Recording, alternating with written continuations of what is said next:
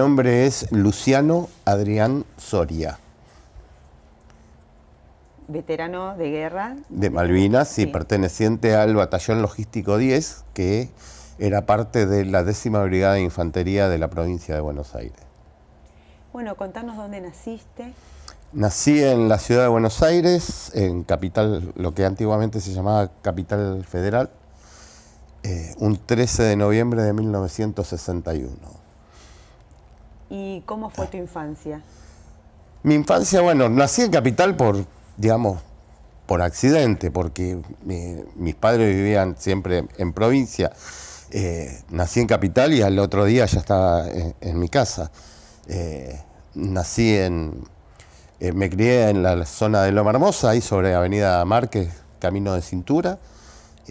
Ahí estaba mi casa. Creo que todavía, eso no lo tengo bien claro, que me parece que 3 de febrero y San Martín todavía eran el mismo partido, era San Martín. Después quedé del lado del partido de 3 de febrero. ¿Y cómo fue tu infancia? ¿Qué jugabas? ¿Con qué soñabas? Mira, hay una cosa que vos te vas a reír. Yo tenía un compañero de la primaria que se llamaba, yo siempre le digo, el hombre que no tenía apellido, Héctor Omar Enrique. Mi papá estaba haciendo la casa y había hecho una losa de 3 pisos. Y jugábamos ahí a las invasiones inglesas, a que la casa era el fuerte y que defendíamos el fuerte de los ingleses. Y los caños que había para hacer los cloacales y todo eso, que eran unos caños negros antiguamente, ahora es todo plástico, antes eran unos caños negros de metal, hacíamos como que eran los cañones y todo eso, y jugábamos a eso con él particular, era compañero mío de la primaria. La primaria la tenía a una cuadra de mi casa. ¿Qué escuela fuiste? Nuestra Señora de Lourdes. Ahí, el que está en Avenida Márquez. Y después, bueno, jugábamos a la pelota, a veces jugábamos a combate también, que estaba de moda la serie de combate, el Sargento Sonder, todas esas cosas, sí. Cuando empezaron a hacer la Avenida Márquez ancha, que habían montañas de tierra, jugábamos ahí a defender la cima de la montaña y nos revolcábamos, nos tirábamos, todo eso. Teníamos una infancia normal, qué sé yo. ¿Y sabías algo sobre Malvinas? Bueno, de Malvinas siempre se habló, inclusive en la primaria nos hacían cantar una samba que se llamaba Samba de Malvinas, que me acuerdo de una partecita que dice: llueven sobre las costas ponchos de nube gris, y hasta ahí me acuerdo. Son argentinas, ya de llegarle la redención, dice por otra parte, pero la verdad que no me la acuerdo bien. Pero sí, siempre, digamos, estaba ahí, ¿no? Más que nada se cantaba para... Yo creo que para... No me acuerdo, pero me acuerdo que la cantábamos, sí. La profesora de música la tocaba en el piano y la cantábamos. ¿Y en el secundario? Secundario lo hice en San Martín. Ajá. Tomás Guido, Colegio Nacional. Bueno, y... El secundario sí, ya estábamos más en otra cosa, ¿viste? Ya, digamos, buscábamos más la hora libre que la hora de clase, claro, ¿no? Pero en aquella época en el Nacional tener una hora libre era, no sé, un número de la quiniela, qué sé yo, no sé, aunque no juego a la quiniela, pero bueno, algo así, qué sé yo. Antes no, era una cosa de que el profesor era una institución más. ¿Y tus padres a qué se dedicaban? Mi papá era herrero, tenía una herrería que fabricaba puertas, ventanas, hacía corte, plegado de chapa, todo eso. ¿Y tu mamá? Ama de casa. Pero también la peleo ahí en los inicios, poniendo contravidrios en ventanas, pintando con oxíodo, todo eso. Sí, mi vieja era una luchadora bárbara. Bueno, y te tocó la conscripción. ¿Cómo fue eso? ¿Cómo te Bueno, enteraste? yo te cuento. Yo terminé la secundaria y había tomado un año de prórroga. Por eso yo soy 61 y la hice con la 62. Y había entrado en la escuela de la prefectura. Pero a los 7 meses me dieron de baja. La verdad. Así que, y por no tener cumplimentado el año tuve que hacer la colimba. O sea que en agosto me dan de baja y en septiembre me llega la carta para revisación médica y en marzo me llega la carta para hacer el servicio militar. Así que, bueno, entré en la colimba en marzo del 81 y como es en marzo del 81 y bueno, y cuando nos faltaban 15 días para irnos de baja nos tocó Malvinas. ¿Y cómo fue la instrucción, tu vivencia en el servicio militar obligatorio? La instrucción la hicimos en Campo de Mayo. Estuvimos 2 meses en carpa, que yo me acuerdo que un día estábamos haciendo lo que se llama pozo de zorro, ¿no?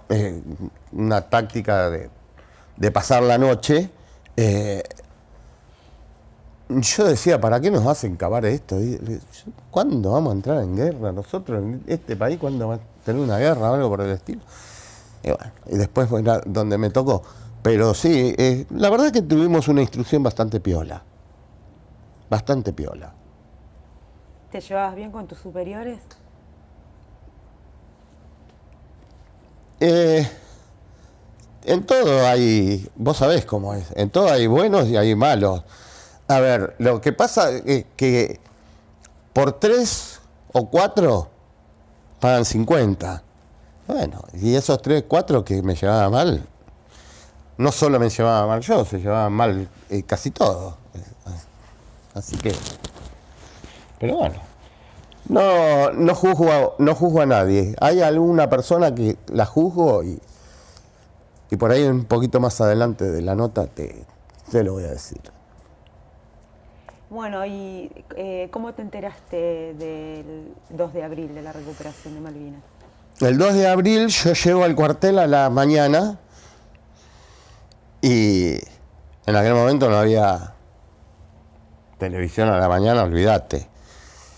Y cuando llego al cuartel eran gritos de algarabía, todo eso a la mañana, tipo 7 de la mañana, y que se había recuperado las islas.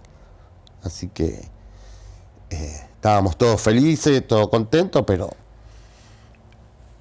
hasta el otro día al otro día sí ya nos dimos cuenta de que ahí ya nos acuartelaron y nos tuvimos que, ya no hubo más franco y cuando nos empezaron a repartir armamento ya para tenerlo, porque vos antes adentro del cuartel, vos el armamento solamente lo tenías cuando hacías guardia. No, los soldados no andábamos armados adentro del cuartel. Los que andaban armados por ahí con una pistola en la cintura eran los oficiales, ni tampoco tanto. Y lo que andaba siempre armado dentro del cuartel era la guardia.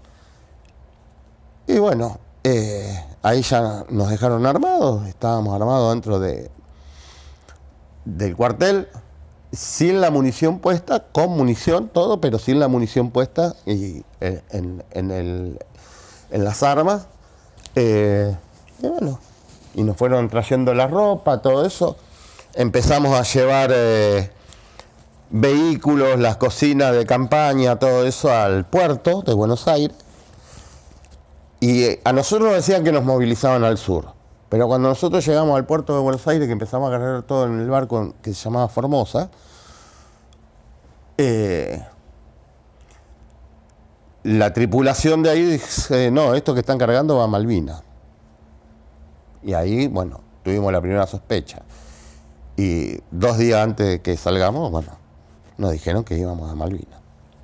¿Y vos qué sentiste cuando con la recuperación y, bueno, cuando empezaste a sospechar que ibas a ir a Malvinas? No, qué sé yo, es un honor que uno tiene. Yo creo que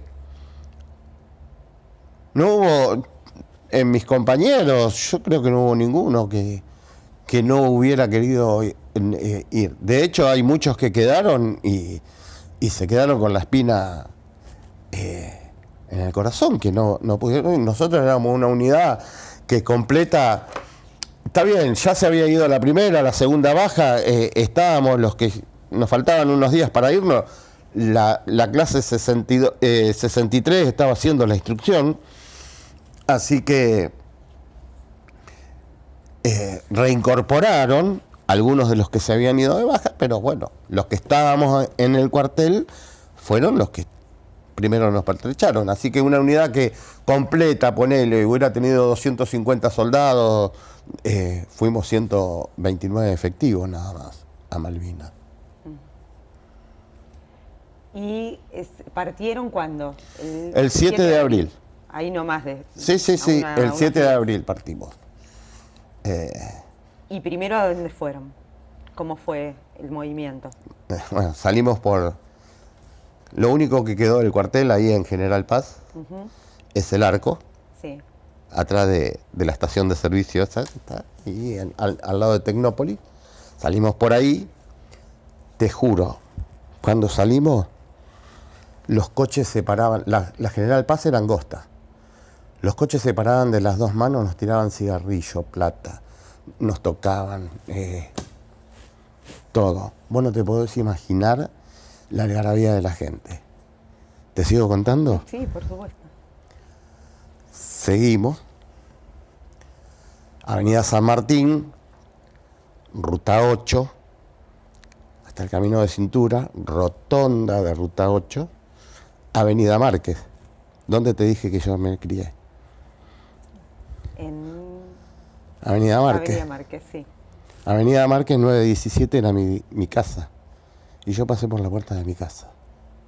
Y estaba mamá, mi tío Enrique, los 3 chicos de la vecina, con banderitas. Y yo era apuntador de mag y iba con la ametralladora apoyada en el techo del camión. Y me saqué el casco así y le grité, chao vieja, me voy.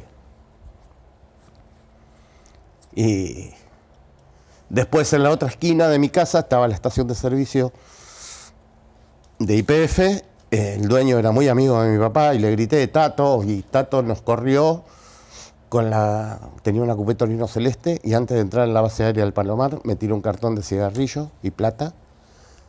Y mis viejos no pudieron llegar porque mi mamá tuvo que ir hasta la fábrica, hasta la metalúrgica de mi papá, a buscarlo, y cuando llegaron no lo dejaron entrar en la base para que me despidieran ni nada. Yo a mi mamá la despedí así de lejito. ¿Y antes no los pudieron llamar? No, hasta el día anterior de que nos fuéramos, teníamos visita todos los días, a la mañana y a la tarde. Nos podían venir a visitar de 10 a 12 del mediodía. Si nos querían traer comida, nos podían traer comida. Y de 6 de la tarde a 8 de la noche nos podían venir a visitar. Si nos querían traer comida, nos podían traer comida, todo. Y sí, mis viejos venían. O sea que ahí les pudiste decir que te ibas, ya sabías que se iban. Sí, 2 días antes ya sabíamos que nos íbamos. Sí. ¿Y qué pensaron ellos? ¿Qué te dijeron? Es que, ¿sabes qué se pensó? Yo te voy a decir que se pensó. En el 78 pasó lo mismo con Chile. Entonces, pensábamos que íbamos y se solucionaba todo y volvíamos. A ver, nadie quería yo creo que nadie quiere una matanza. Creo, no sé, qué sé yo. Está bien, la historia marca que hubo un montón de... pero yo creo que nadie quería una matanza. Pero llegó. ¿Qué le vamos a hacer? Bueno, y después de eso, ¿hasta dónde fueron? A Río Gallegos. Río Gallegos. No, Río de Janeiro, Río Gallegos. Salimos con 25, 26 grados ese día de abril y bajamos allá con 1 grado bajo cero, todos en remera. O sea que una desesperación por recibir el bolso portaequipo y abrigarnos. Pero bueno. Y al otro día a la mañana salimos de Río Gallegos en un avión más chico hacia Puerto Argentino. El 8 ya estábamos allá. ¿Y cómo fue esa llegada? ¿Qué sentiste? Mira, yo me acuerdo que bajé del avión y miraba así y se veía todo, así como te lo estoy mostrando, hacia mi izquierda se veía todo Puerto Argentino, las casas y el fiordo así, y me hizo, no sé por qué, se me vino como una localidad, como si hubieras una localidad hacia orillas del lago, ¿no? Del sur. Y bueno, y eso, y quedé asombrado por los lindos paisajes y todo. Ya te digo, en su momento pensábamos que era una excursión más que un conflicto bélico. Así que bueno, ya te digo, maravillado por los paisajes del lugar. No sé qué más decir. ¿Y después cómo siguió eso? ¿Cómo se acomodaron? Bueno, primero fuimos al Modi Brook. Después del Modi Brook armamos carpas ahí, tuvimos 2 noches. Después del Modi Brook nos trajeron, porque nosotros fuimos en 2 etapas. Sí. Yo fui, digamos, en una etapa de avanzada. Después nos trajeron de vuelta y estábamos en la usina. Y ahí primero estuvimos en carpa y después tuvimos que cavar las posiciones. Que las posiciones vivíamos cavándolas porque 3, 4 días y se empezaban a llenar de agua. Sí, sí. Es impresionante cómo brotaba el agua. Y otra cosa que también, que tomábamos el agua a veces de los arroyos que venían de vertiente, y era como que tenía un sabor especial el agua. No sabes, impresionante. Sí, sí, eso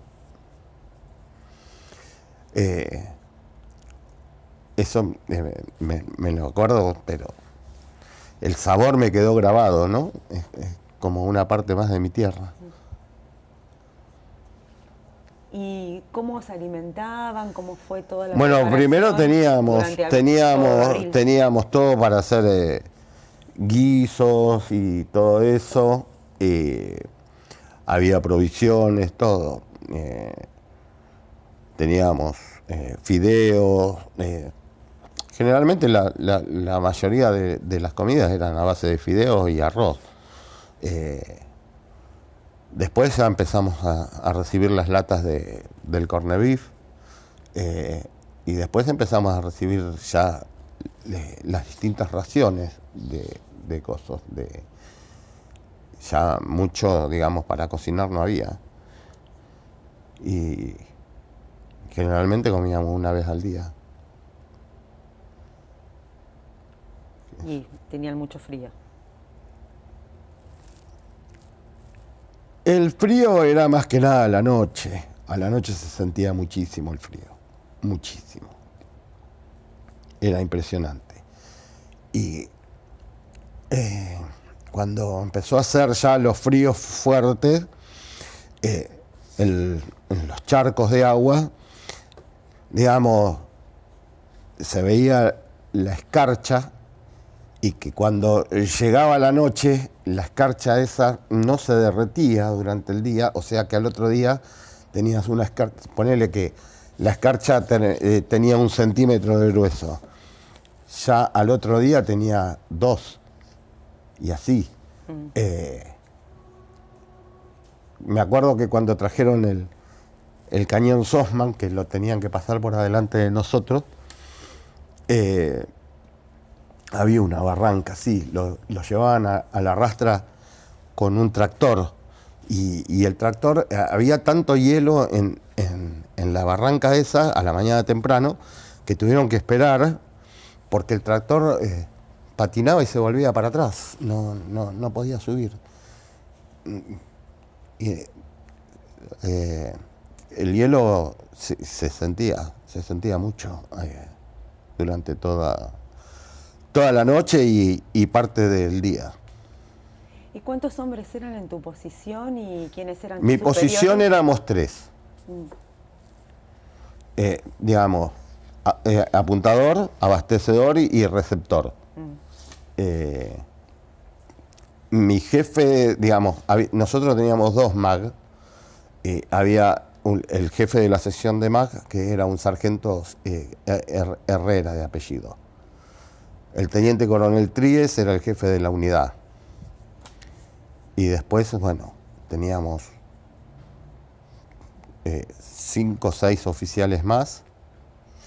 A ver, había 3 capitanes, no, un mayor, 2 capitanes.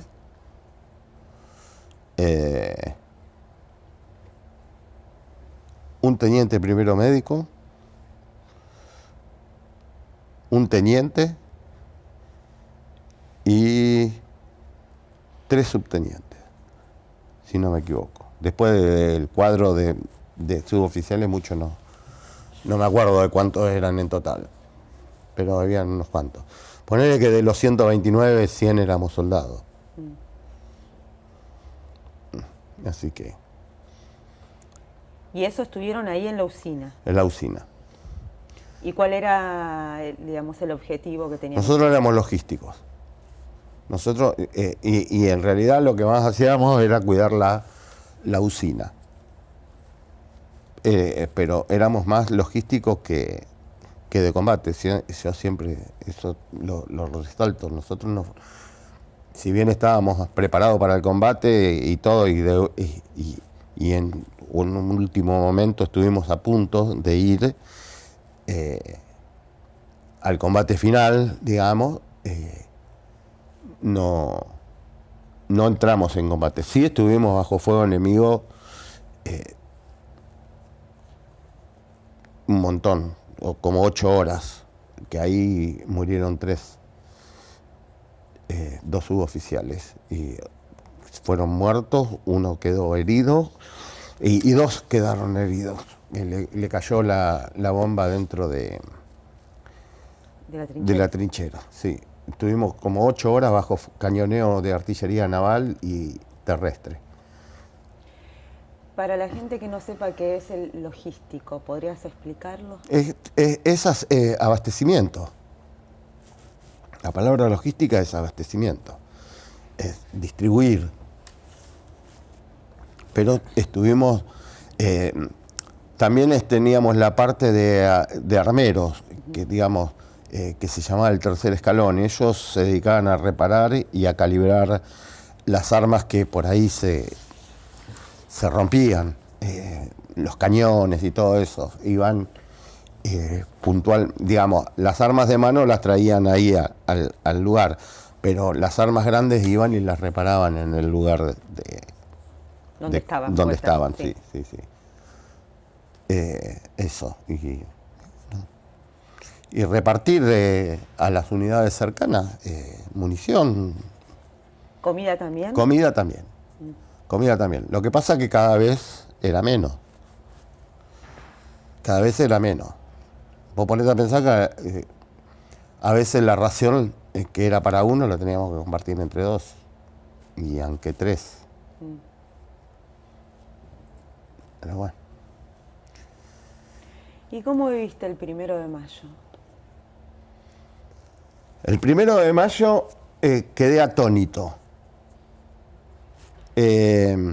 Estaba de guardia, en descanso de guardia, con otro soldado Chernov, de apellido, y estábamos tirados así sobre una bolsa y mirábamos para el horizonte y se vio una luz en el horizonte. Y de golpe se escuchó un estampido. Y pensábamos que estaba tronando y que iba a llover. Y los 10 segundos se iluminó el cielo, trasantes a las nubes, todo, porque la primera incursión fue a las 4:40 de la mañana. Y después hubo una segunda incursión a las 7 de la mañana y yo me quedé así, parado, mirando. No sé, me parecía que no podía creer que era tan real, que estaba viviendo lo que había visto en las películas que veía en la televisión, ¿no? Que las trazantes así, las explosiones de las bombas de la munición antiaérea, ¿no? En el cielo haciendo explosiones, me quedé sorprendido. Nunca me imaginé que iba a vivir eso. Nunca. ¿Y sentiste miedo en ese momento? Pasás todos los estadios. Pasás del miedo absoluto a... Yo conocí lo que fue temblar de miedo y temblar de frío. Porque que no te diga que no tuve miedo sería mentir. Y el castañeteo de los dientes, ¿no? Del miedo. A la resignación total. Vos después ves, a ver, nosotros escuchábamos en su momento las bombas a lo lejos y teníamos miedo. O las cruzábamos, las sentíamos cruzar por arriba de nosotros. Silbaban así por arriba de nosotros. Y terminábamos ahí. Y después nos caían a 10, 20 metros y a veces las mirábamos así como parados, cruzados de brazos. Ya no, digamos, lo ves como si fuera una lotería. Hoy cae acá, no es cierto, mañana cae allá y bueno. No tenías para dónde salir tampoco, estabas en una isla. ¿Te enteraste del hundimiento del Sí, 2000? y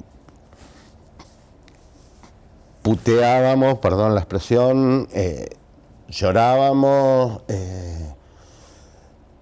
y bueno, y ahí nos dimos cuenta de que la cosa, porque si bien el 1 de mayo fue 2 escaramuzas, ¿no? Ahí nos dimos cuenta de que no era joda. Ahí nos dimos cuenta de que no era joda. Y después, con el correr de los años, leyendo, viendo documentales,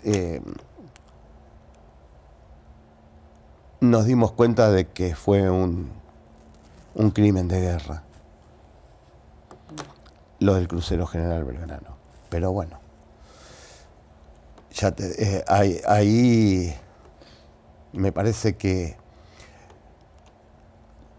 el tema de los crímenes de guerra a veces tiene una sola mirada, porque el crucero se lo hunde porque ya prácticamente había una luz de paz, ¿sí? Que el presidente de Perú, Belaún de Terry, y Reagan habían... Esto ya te digo, esto me lo entero después por documentales y todo eso, ¿no? Que habían preparado un proyecto para llevar tropas norteamericanas y peruanas, sacar todo lo inglés y argentino, poner las dos banderas y esperar que todo se litigue por medio de Naciones Unidas. Y el corazón de los argentinos, yo creo que estalló el día del hundimiento del crucero General Belgrano. Un barco que se había botado en el año 1938. Así que, pero bueno. ¿Y cómo siguieron después de eso? De esas 2 fechas, digamos, ya ahí empezó. Bueno, sí, ahí ya empezó todo, ya se sentían, ya te digo, los bombardeos, los ataques, todo. Aparte, vos ponete a pensar que hasta los mediados de mayo, que ellos no hicieron cabeza de playa, hacían el ablandamiento mediante bombardeo. Como es artillería naval en su primer momento. Después, bueno, bajaron la artillería terrestre. Explotábamos de julio al 4 de mayo cuando hundieron el Sheffield y bueno, y después pasábamos, íbamos escuchando el derrotero de cómo iban castigando a la flota inglesa, ¿no? ¿Cómo se enteraban ustedes de lo que estaba pasando? Mirá, nosotros teníamos, viste que siempre hay un inteligente. Teníamos una radio espica. Vos me así con la espica escuchaban noticias desde la radio espica, era una radio transitoria chiquitita así. Bueno, no sé qué hizo un loco ahí con una parrillita de aluminio, es así como si fuera una parrillita de horno, le mandó 2 cables a la antenita, era técnico electrónico, ¿no? Y agarrábamos radios de Uruguay y nosotros los insultábamos a los uruguayos porque, digamos, si bien las noticias que a nosotros nos llegaban por nuestros medios, digamos, de comunicación, venían a veces unos diarios escritos a máquina de lo que pasaba, nosotros escuchábamos Radio Carvet y ellos pasaban otra información y nosotros decíamos, estos uruguayos no pasaban una información falsa, pasaban la información verdadera de lo que estaba pasando. Y bueno, y cuando llegó el tema más que ellos hicieron la cabeza de playa, bueno, ahí ya se puso más pesada la cuestión. Mucho más pesada. Y ya estábamos con otro preparativo dentro digamos, de las guardias, dentro de todo, ya no nos sacábamos los borceguíes para dormir, nada, dormíamos prácticamente con toda la ropa puesta. Así que... ¿Y qué se les decía? ¿Ustedes recibieron algún tipo de propaganda psicológica de los ingleses? No, como el tema de los gurkas, no. Decían que los gurkas, bueno, que te degollaban y te cortaban las orejas, ¿no? Porque cobraban por muerto. Eso es lo que decían, pero bueno, no. Yo lo que sabía que, por ejemplo, nosotros habíamos, cuando cayó Pradera del Ganso,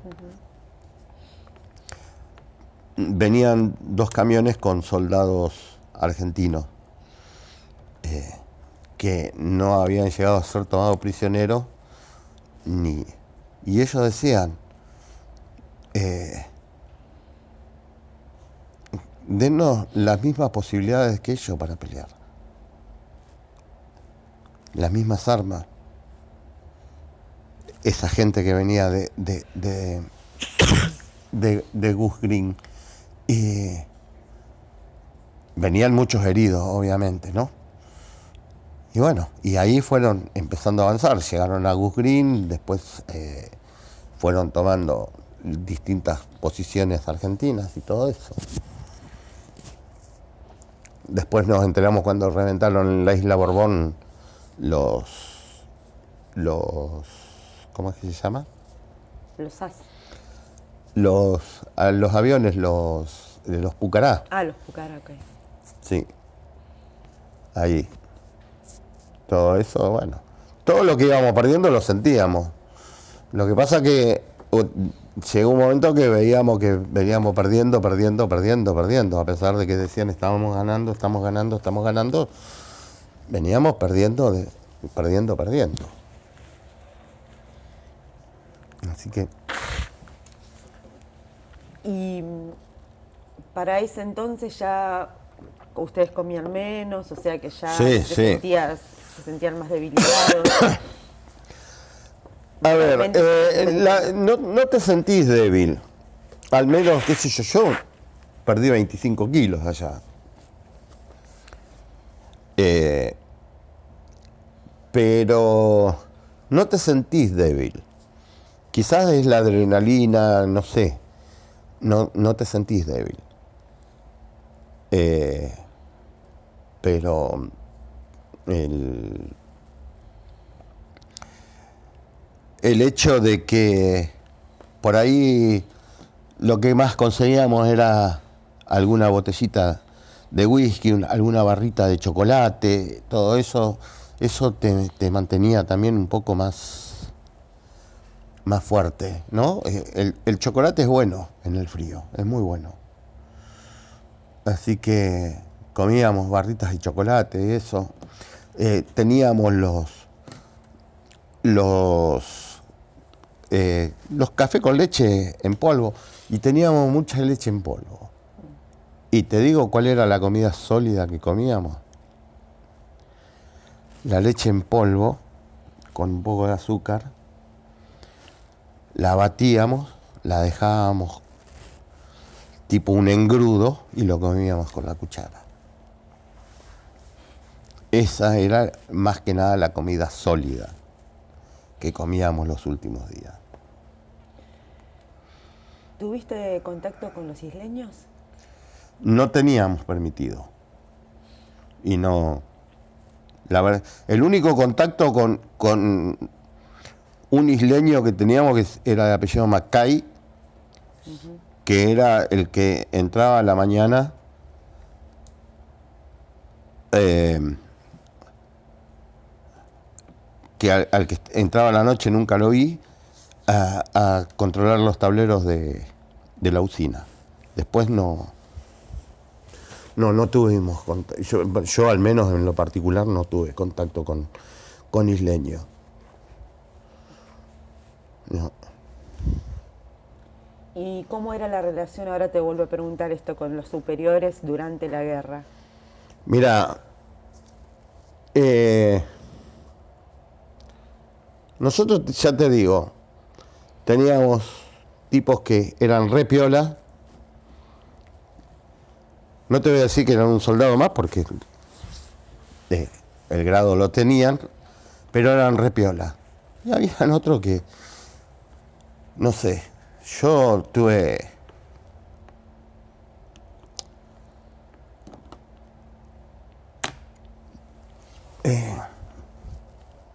la madrugada del 12 al 13 de junio fue la noche que más nos castigaron a nosotros, los ingleses. Y la usina se abastecía por unos alambiques, ¿viste? Como hay en las petroleras, esos tanques gigantescos de gasoil. Estábamos en posición, porque estábamos en pleno bombardeo, y una bomba corta, le hace un corte más o menos como de 15 o 20 centímetros a uno de los tanques. Y empieza a chorrear gasoil para abajo. La usina estaba como en un pozo, había como una barranca, nosotros estábamos arriba. Y yo bajé en medio del bombardeo y había un capitán que estaba gritando como loco, ahí abajo. Había como un playón. Y yo le digo a mi capitán, salgan de acá, porque se van a prender todo fuego. Le digo, y agarra y me dice, soldado cagón, vuelva a su puesto de combate. Y yo no fui con miedo. A ver, yo fui para decirle que salgan de ahí, porque estaba cayendo combustible. Sacó una pistola y me tiró 2 tiros a los pies. Y yo agarré, me fui corriendo, me metí en mi posición de vuelta y me quedé pensando, este tipo está loco. lloraba como una criatura ahí en el playón, ¿viste? Y digo, bueno. Y a los 5 minutos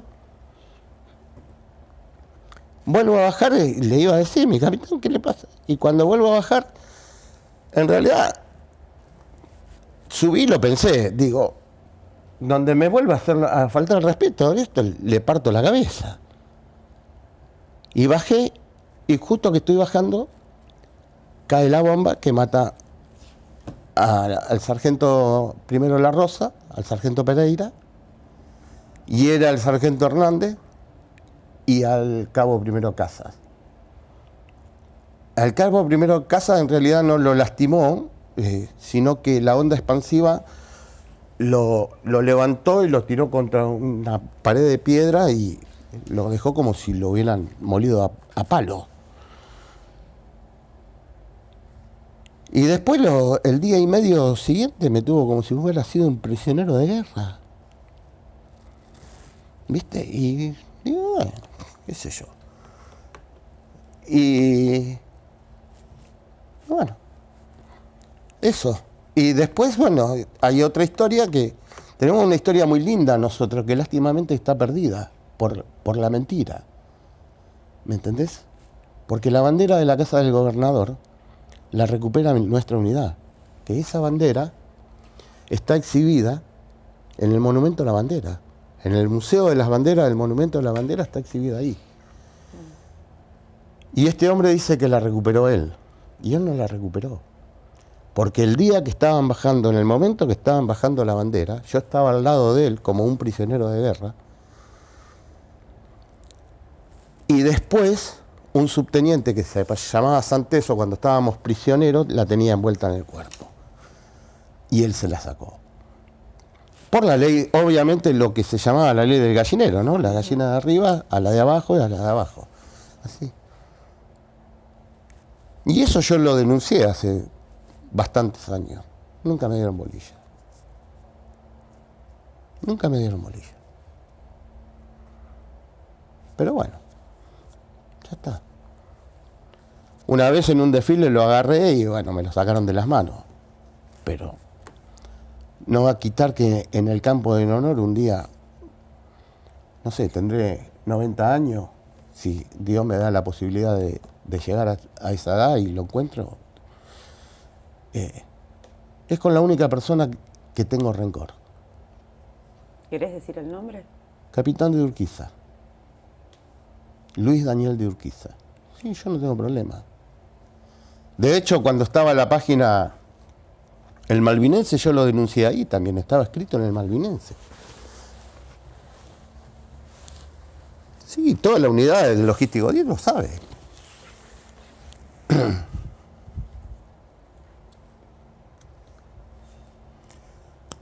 Así que, y había otro. A ver, yo no juzgo el miedo, porque uno puede ser militar de carrera, puede ser policía, puede ser ladrón. De hecho, vos fijate, hoy por hoy, vos ves los ladrones en los noticieros, que cuando alguien se le planta y les tira unos tiros, los tipos salen corriendo, porque en realidad al momento de los papeles, digamos, ¿sí? En la cancha,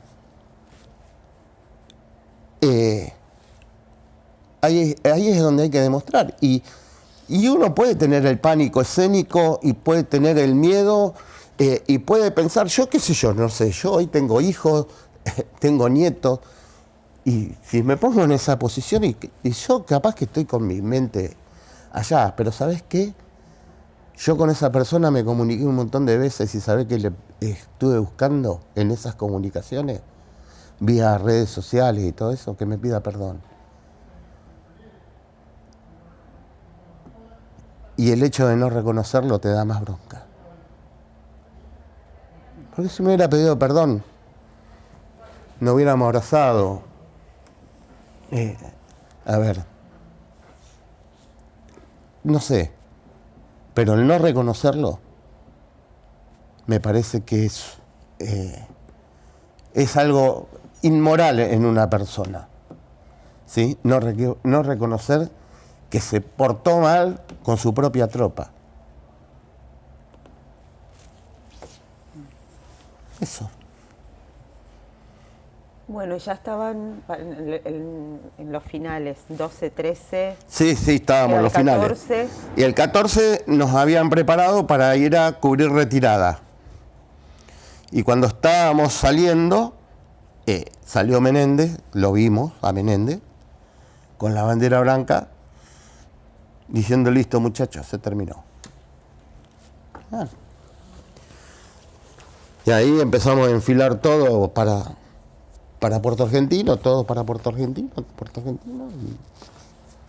Y pasamos la noche del 14 al 15 a la intemperie. Después nos pusieron en los galpones del puerto, que nos llevamos con una sorpresa grandísima ahí. Estaba lleno de comida. Y comíamos duraznos en almíbar, el otro, como es la Macedonia, y no teníamos agua, pero nos tomábamos el almíbar. Y no teníamos, y teníamos frío, pero teníamos los porrones de Ginebra Bols. Y le mandábamos adentro de la lata de durazno al almíbar la Ginebra Bols y tomábamos eso. Y te voy a decir más, se la dábamos a los soldados ingleses que nos custodiaban en la puerta. Cuando terminó la guerra, el soldado inglés fue tan respetuoso con nosotros, tan respetuoso, que yo me hubiera gustado saber qué hubiera pasado si hubiera sido al revés. Fueron tan gentiles con nosotros. Yo me acuerdo que uno, arriba del Canberra, me dice, ustedes, chicos, en su duro castellano como mi duro inglés, muy valientes. Fue la primera vez que sentí que éramos muy valientes. Y después, cuando salió No Picnic, a ver, a nosotros nos sacó de abajo de la alfombra, ¿sí? El mismo relato inglés. Si no, nosotros hubiéramos seguido no sé por cuántos años abajo de la alfombra.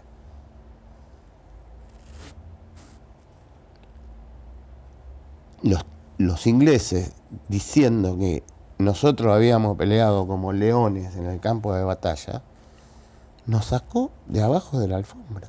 Obviamente que los que se llevaron todos los galardones a nivel mundial fueron los de Fuerza Aérea, pero los muchachos de infantería de marina, los muchachos de infantería que estuvieron del ejército, que estuvieron en los campos de combate, pasaron desapercibidos.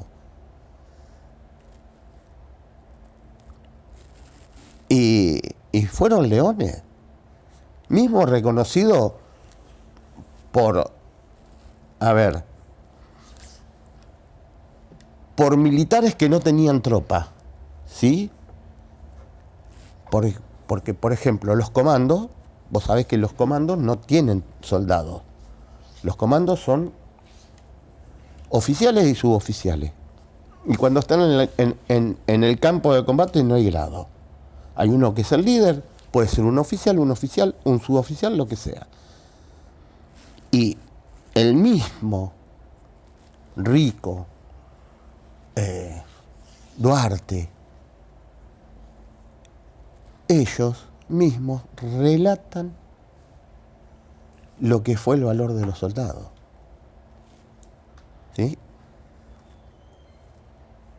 Y bueno, yo lo he visto llorar a Rico hablando de los soldados.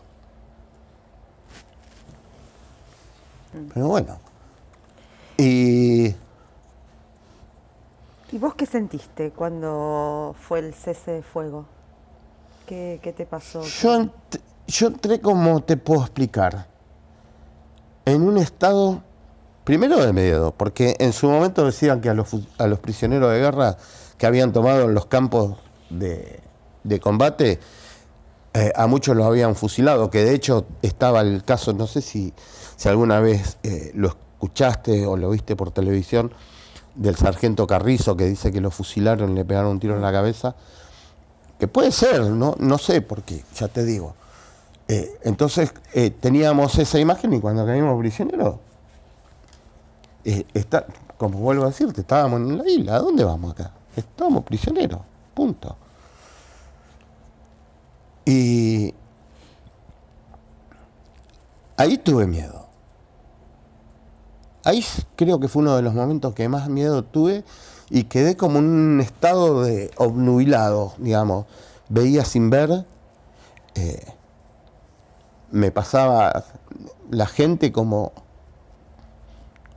que no existía, ¿no es cierto? Digamos, mi mente estaba concentrada pura y exclusivamente en cómo nos sacan de acá, cómo nos vamos de acá. Y bueno, después cuando vimos el trato al otro día, ¿no es cierto?, que nos metieron ahí en los galpones y todo eso, vimos cómo nos trataron, todo, que vino la Cruz Roja, que nos empadronaron la Cruz Roja, todo, y cuando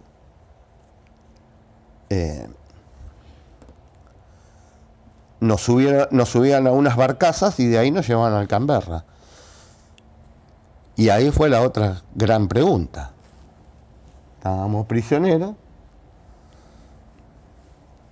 con un montón de tipos armados hasta los dientes. ¿A dónde vamos? ¿Viste? Y en uno de los momentos venía uno y gritaba algo así como breaking break, algo así, gritaban, te golpeaban la puerta del camarote porque veníamos en camarote, eso sí.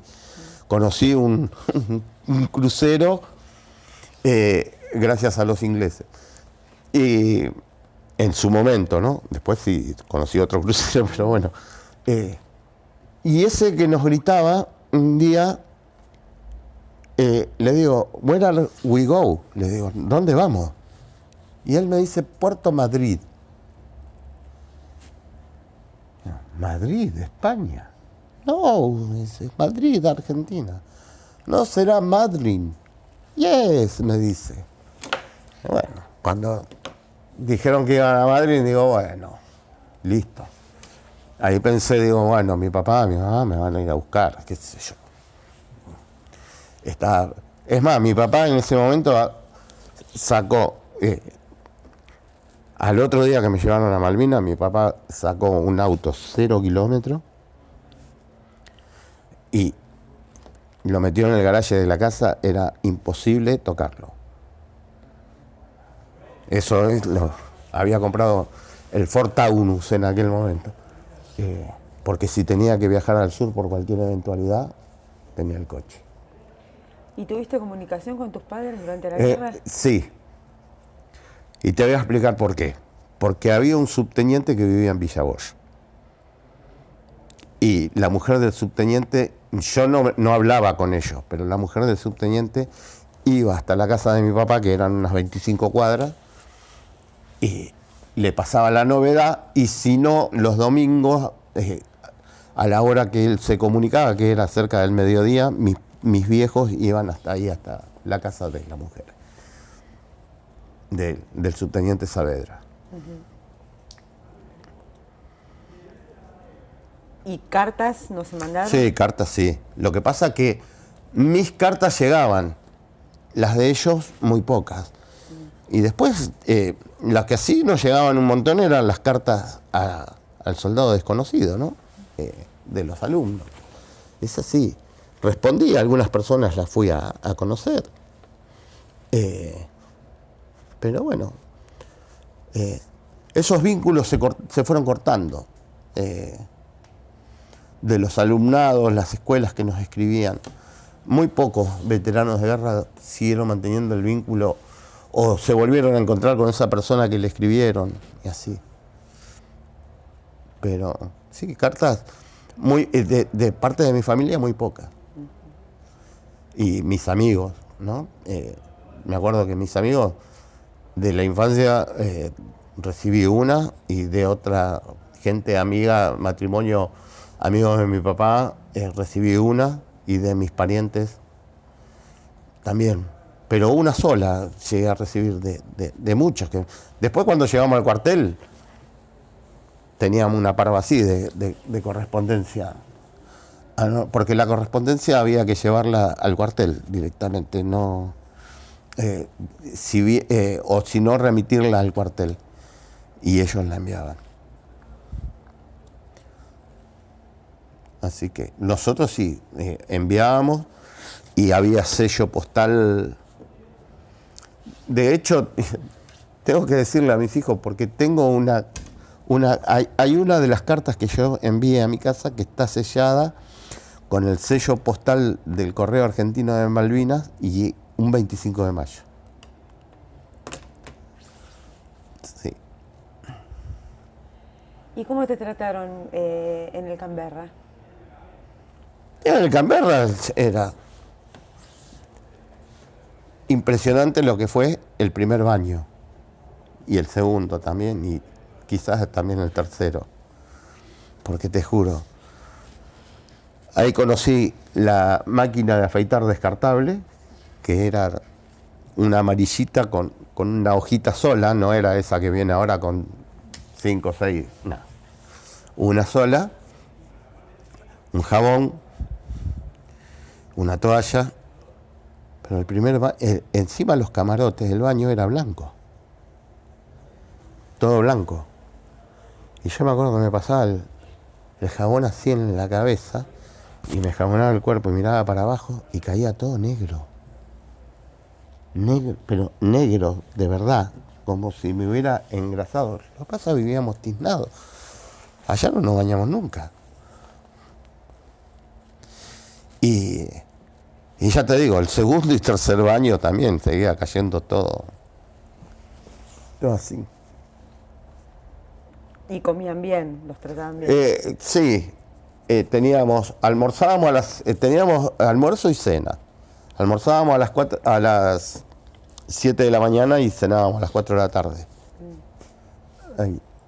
Así que, y nos daban, cuando vos pasabas por la puerta de donde te daban la comida, con la bandeja, había también un cigarrillo para que fumes ahí en el comedor y había pastillas para el mareo, porque muchos muchachos se mareaban arriba del barco. La verdad que nos trataron muy bien. Muy bien, en su primer momento era todo grito, pero bueno, cuando se dieron cuenta que ya estábamos mansos, ¿no? ¿Qué podíamos hacer? No podíamos hacer nada ahí arriba.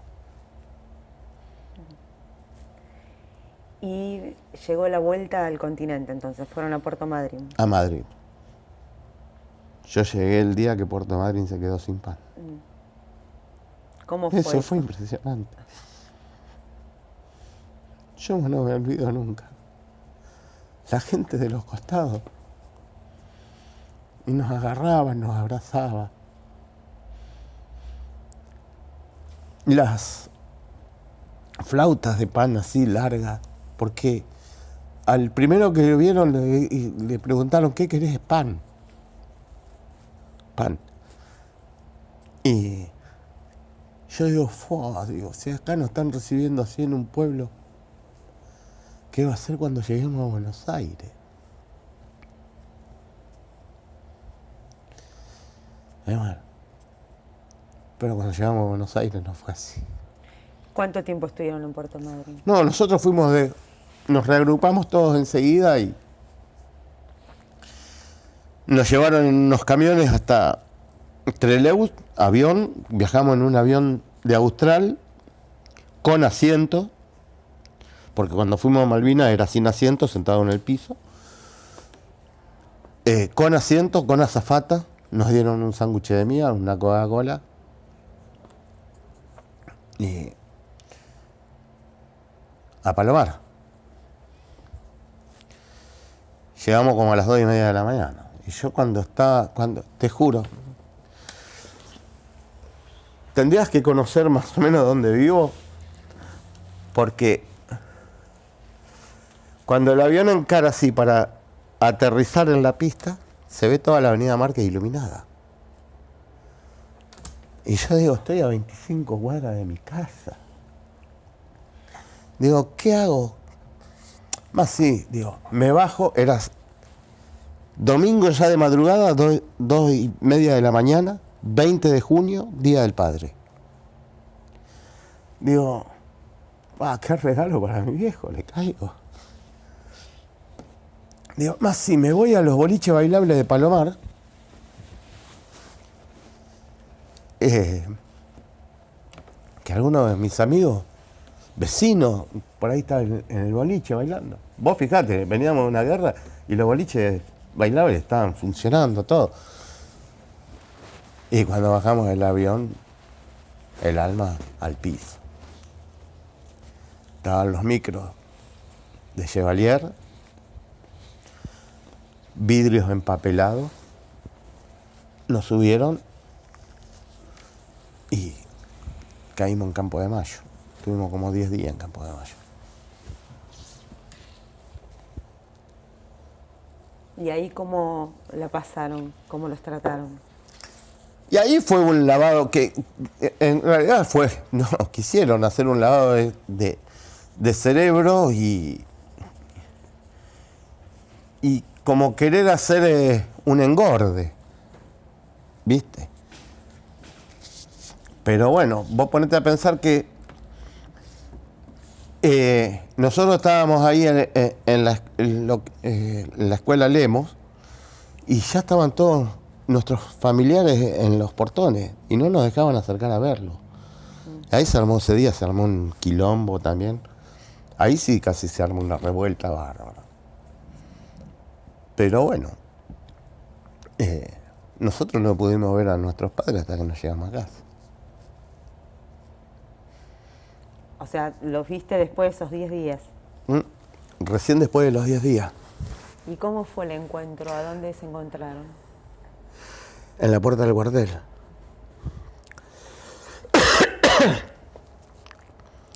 Porque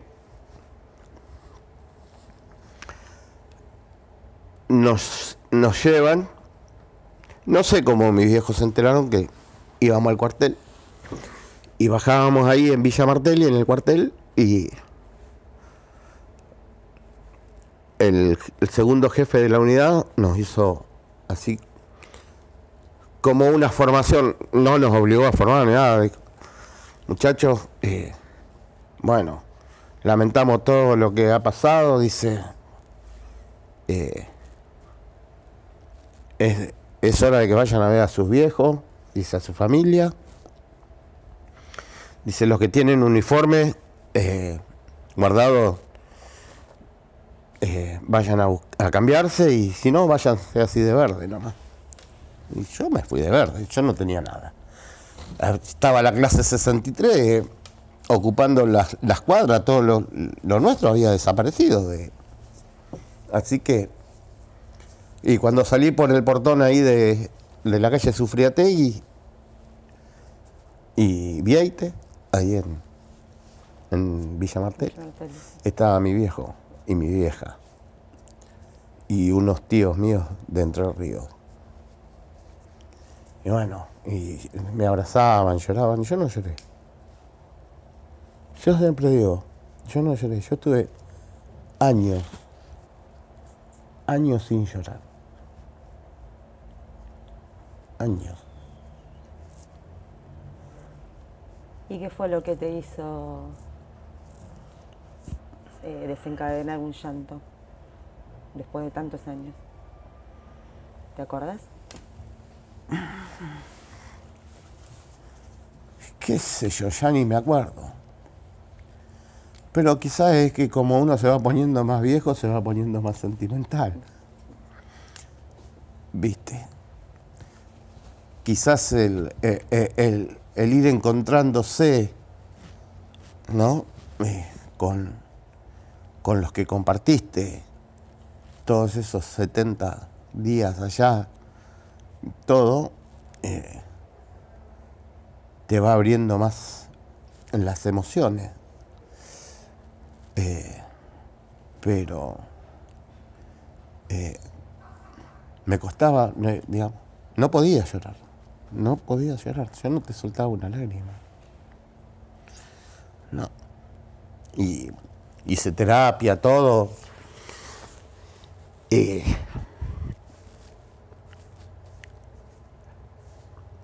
Todos me decían que tenía bueno, que descargar, ¿no?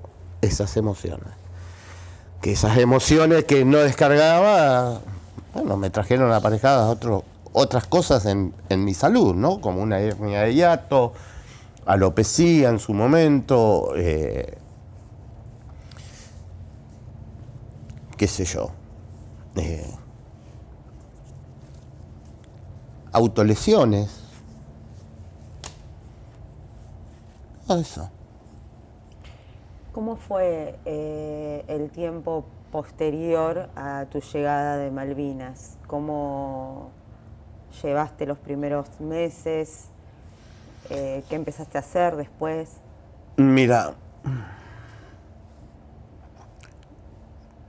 tuve una crisis grave. Me encerré en una habitación. No me bañaba, no me afeitaba. Mi mamá me llevaba a un lugar que está, no me acuerdo cómo se llama.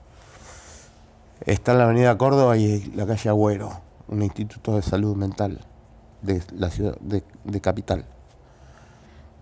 Ameguino. Instituto Ameguino. Instituto Ameguino. Sí. Y bueno. Y ahí me daban pastillas. Lo que pasa es que también había otra cosa. Nadie sabía tratar a un soldado que venía de una guerra. Ningún psiquiatra, ningún psicólogo, nadie sabía cómo tratar a alguien que venía de una guerra. Nosotros a esa gente también le hicimos abrir los libros. Bueno, y pastillas, Plidán, Lexotanil,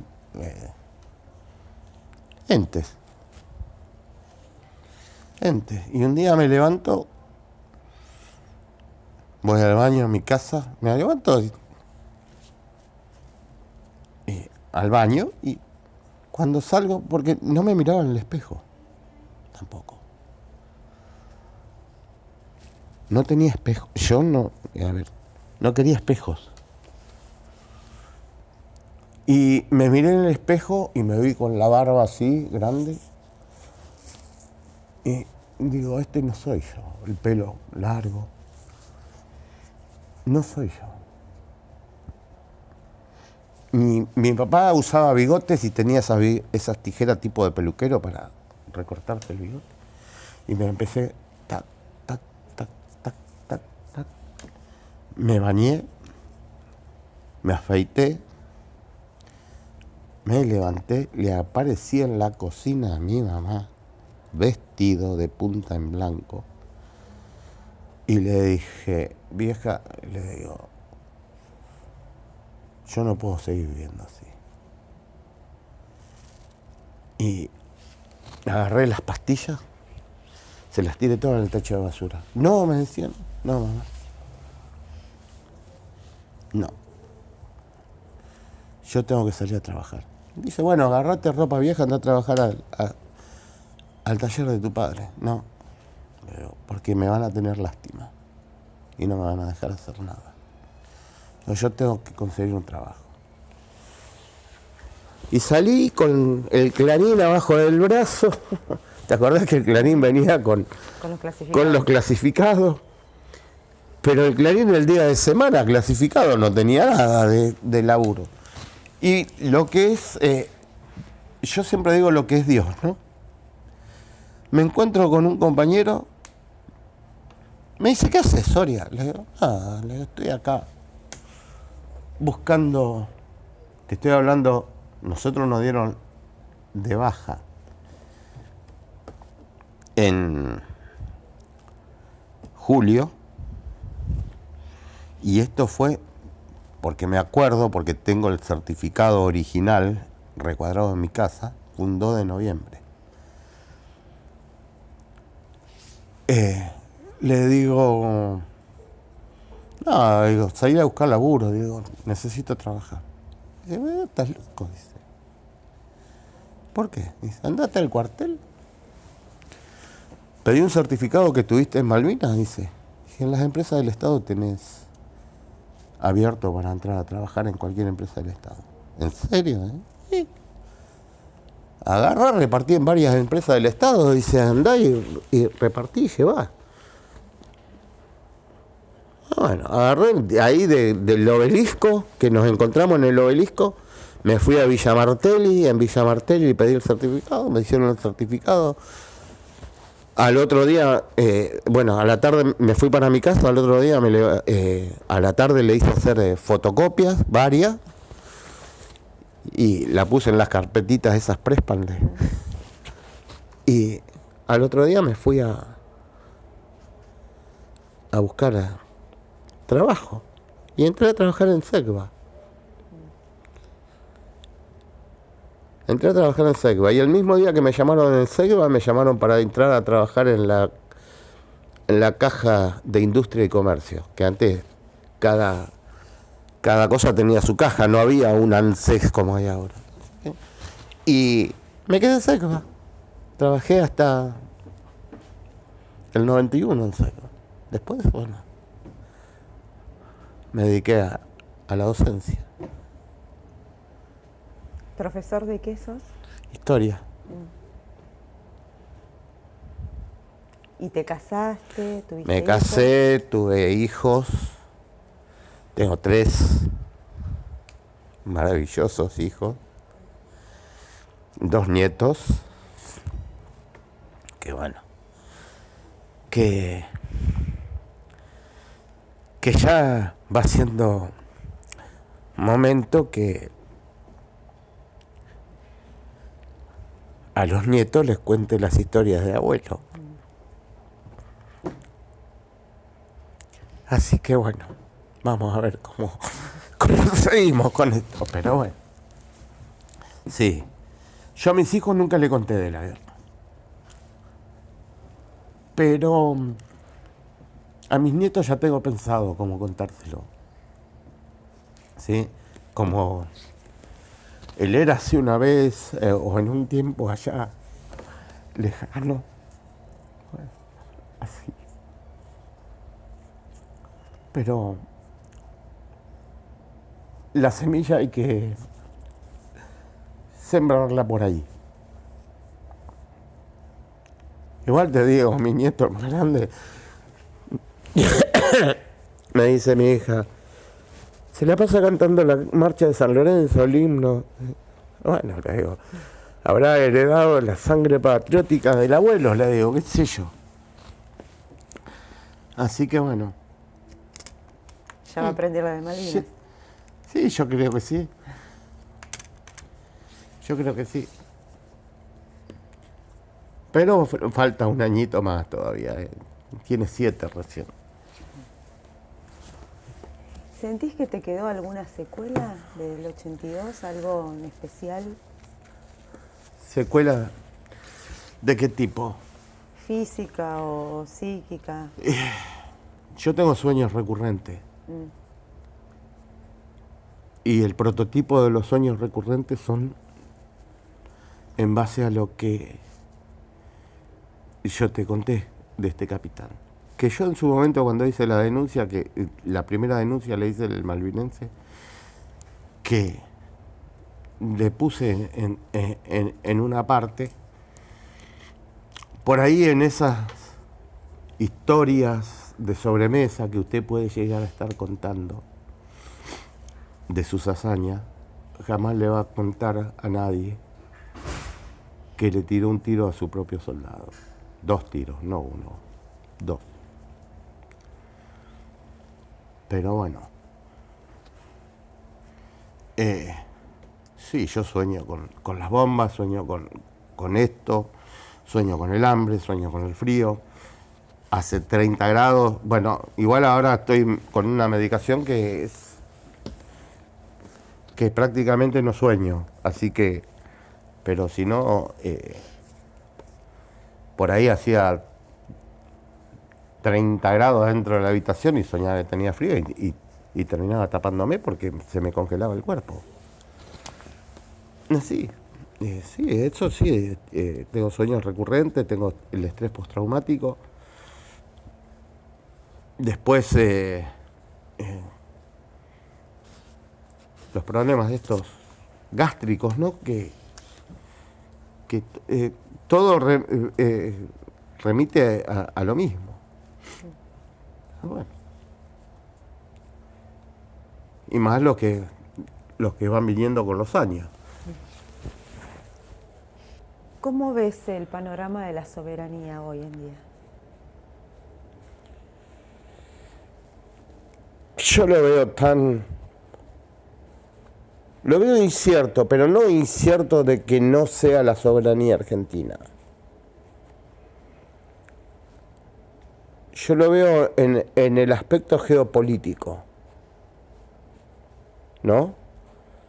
Es que yo creo que ni ellos saben si van a seguir o nos van a entregar las islas. Hoy por hoy, es justamente el otro día, ahora que estamos en una época en que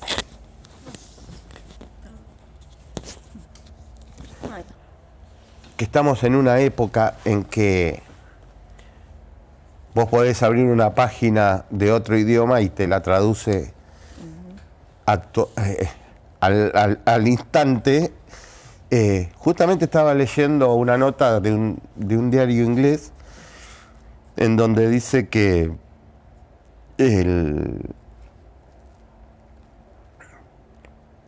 ellos piensan que el gobierno inglés no está en condiciones de mantener una base como está manteniendo en las Islas Malvinas. Y la situación, ya te digo, geopolítica que hay en este momento en el mundo, algo va a pasar. Algo va a pasar. Y vos sabés que cuando pasó algo en el mundo, ellos no estuvieron afuera. Y yo creo que a ellos tampoco les conviene que nosotros seamos enemigos de ellos. Nunca lo fuimos. Si todo fue, a ver, siempre estuvimos regulados por el mercado de ellos y fuimos los proveedores de ellos y todo. De hecho, los ferrocarriles de acá lo pusieron ellos. Yo creo que la diplomacia inglesa siempre fue muy astuta. Ellos, aunque pierdan, salen airosos. Y yo creo que ellos lo van a entregar de una manera en donde ellos queden airosos de esto. Como pasó con Hong Kong, con China. ¿Sí? Después de la guerra de Malvinas, los chinos le dijeron: flaco, mirá lo que te pasó a Malvinas. Nosotros somos China, no somos Argentina. Hicieron, porque nunca se habló de que China tenía un convenio por 100 años por Hong Kong. No, nunca se habló de eso. Y después salió eso del convenio. Y después hay que ver, con algo van a salir. Yo creo que ellos la van a entregar a las islas. Ellos no son tontos, ellos saben que nosotros somos buenos aliados para ellos, no somos enemigos de ellos. Nosotros no somos enemigos de nadie en realidad, pero bueno. Yo lo veo desde ese punto, desde mi análisis. ¿Volviste a Malvinas? Todavía no. ¿Pero tenés ganas? No sé. No sé si tengo ganas. Hace un tiempo sí tenía ganas, ahora no sé. No sé. Después de la pandemia mi mente cambió mucho porque también estuve al borde de la muerte en la pandemia, así que no sé.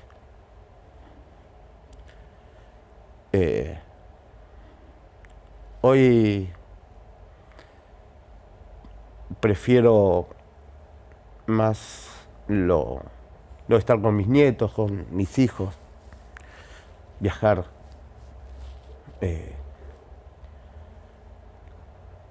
entablar relaciones de amistades y eso. No, hoy por hoy no tengo, qué sé yo. En su momento quería ir primero con mi hijo, mis nietos son chicos, ir con todos es imposible. ¿Sabe qué sería si voy con todo? Creo que me muero allá. No, pero hoy por hoy me interesa más el legado que ir.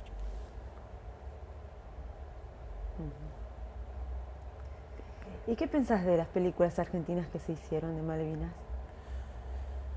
Bueno, una es una historia robada. La Iluminados por el Fuego es una historia robada.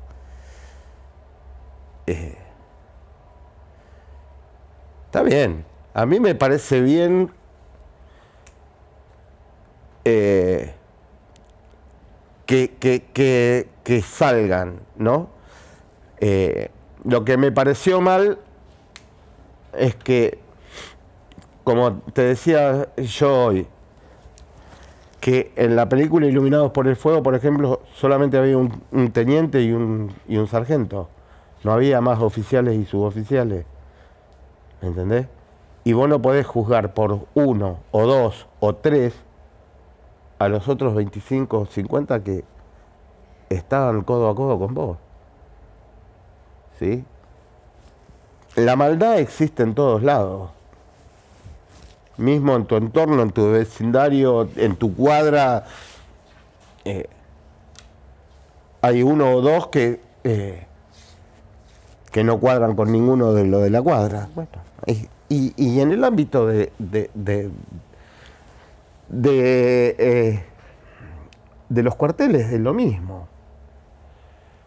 Hay tipos que no, yo creo que en aquel momento la educación que había dentro de las instituciones militares estaba equivocada. Por eso salieron algunos tipos así. O eran personas, no es que estaban equivocadas, me retracto. Eran personas que no estaban en condiciones para entrar. ¿Sí? Así de simple. Y yo te lo digo porque yo entré en una institución militar. Policial nacional. Estuve en la escuela de prefectura. Bueno, y yo no estaba en condiciones. A ver, no era malo, era buen estudiante, todo, pero era chiquilín. Vivía en las nubes de Úbeda y no podés. Y lo reconozco, y yo no digo la prefectura me echó, no. Yo no estaba en condiciones para seguir una carrera ahí, punto. Y esta gente que estaba así tampoco estaba en condiciones para seguir una carrera. Porque hay un montón de personas que yo conozco en el ámbito de oficiales y suboficiales que hoy por hoy son excelentes personas y fueron excelentes personas y van a morir siendo excelentes personas. Dentro y fuera de lo militar. Con código. ¿Sí? Yo, por ejemplo, de qué sé yo.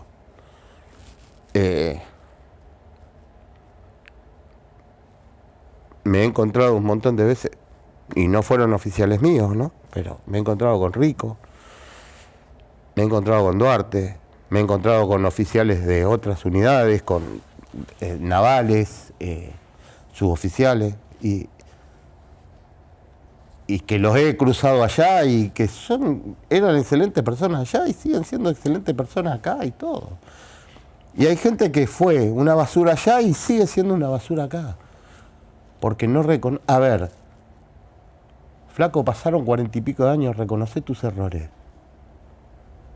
Y no solamente él, muchos de otras unidades y también de mi unidad, algunos de mi unidad que cometieron errores y no dan el brazo a torcer. Bueno.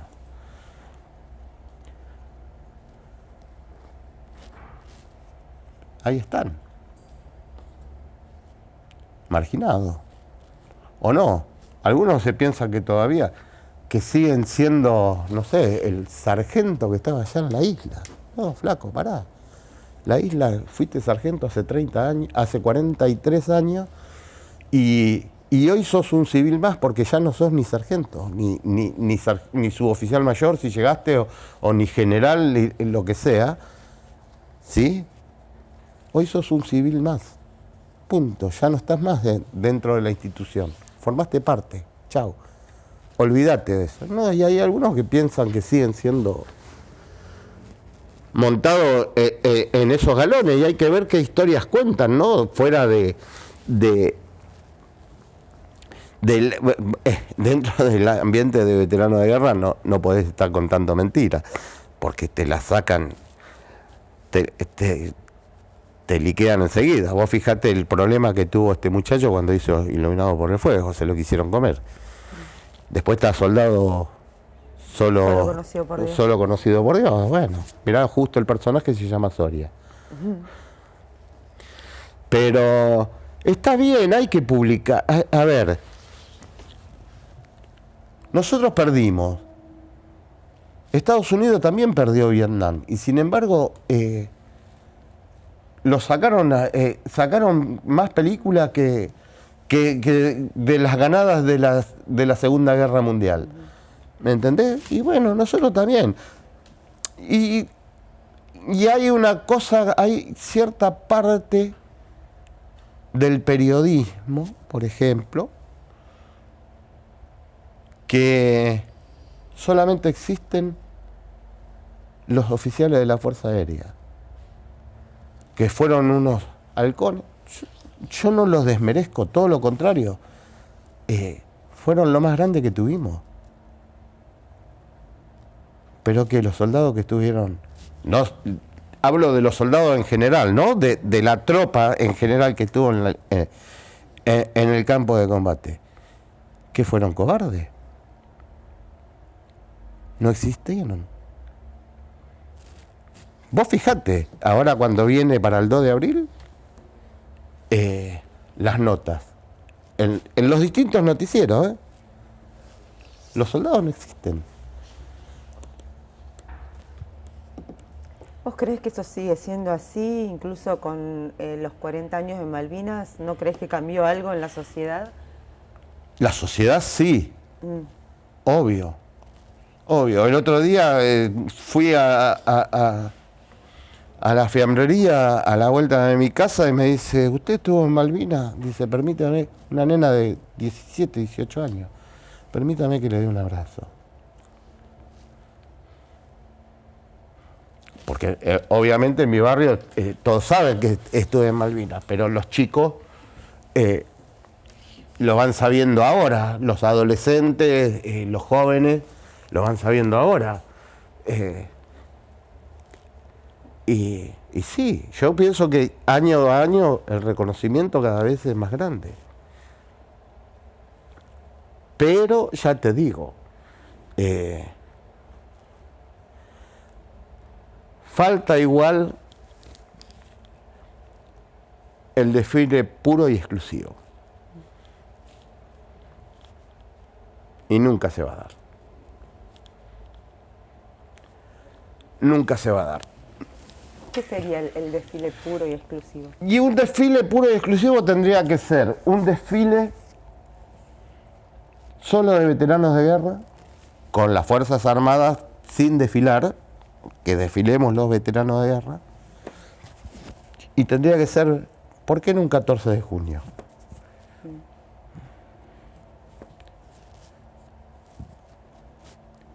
Porque el 2 de abril es imposible. El 2 de abril te quiere el intendente, te quiere el gobernador, te quiere para figurar, ¿no?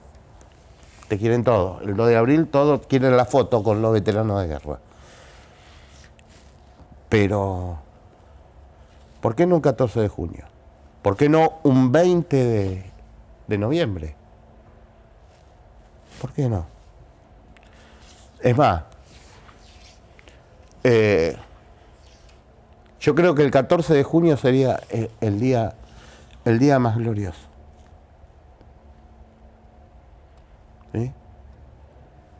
Para demostrar que no fuimos derrotados.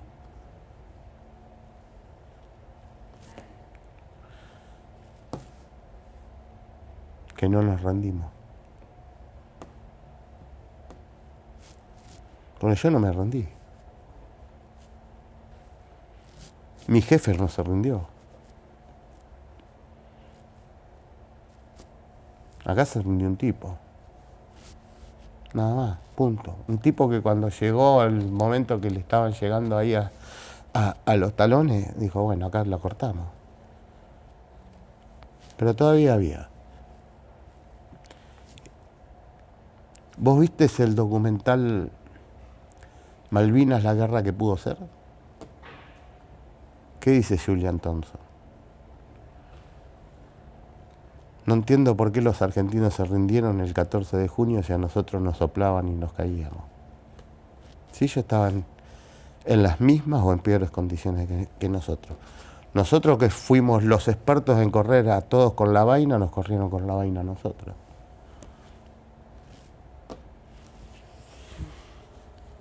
¿Lo entendés?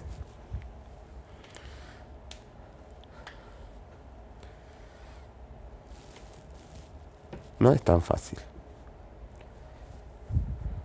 Por eso te estoy diciendo que por ahí había gente que no tendría que haber entrado ni siquiera en las instituciones militares. ¿Me explico? Uh-huh.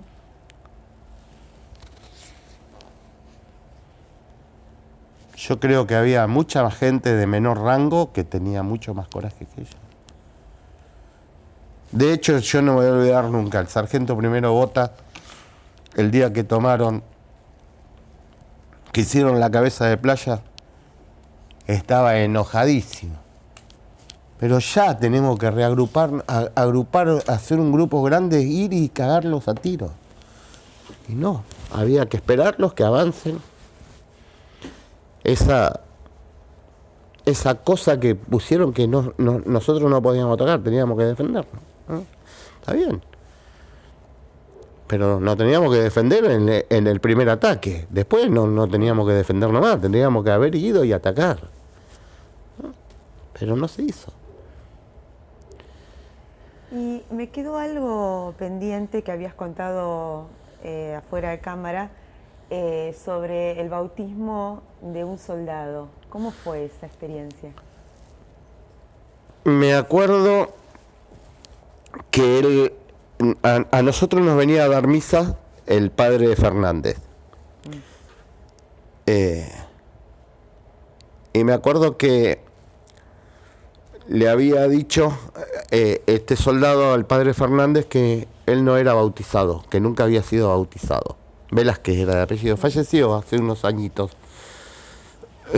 Garrafita le decíamos. Y el padre le dijo, el padre Fernández le dijo, bueno, yo te bautizo. Dice, pero no tengo padrino ni madrina. Dice, no, con el padrino solo, ya está. Y el padrino fue el jefe de la unidad, el teniente coronel Tríez.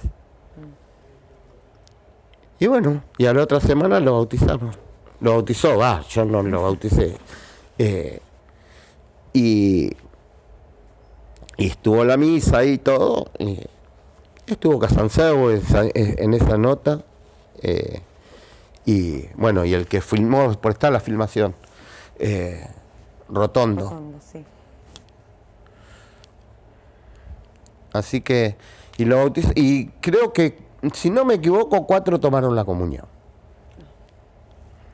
Si no me equivoco. Por primera vez. Por primera vez, sí. Comulgaron por primera vez. Y fue algo muy lindo, muy emotivo. Muy caro, que otra cosa que quedó muy cara, ¿no? En el corazón. Más que nada uno que es, qué sé yo soy muy agradecido a Dios. Solamente a Dios.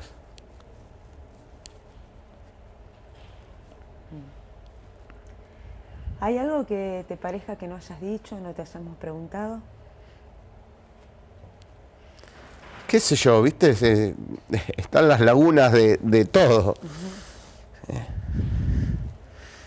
Que quizás lo que quiera decir es lo que le digo a muchos chicos en las escuelas y en otra nota que di, que en el poco tiempo, yo siempre quise ser soldado, quise servir al país, ¿no?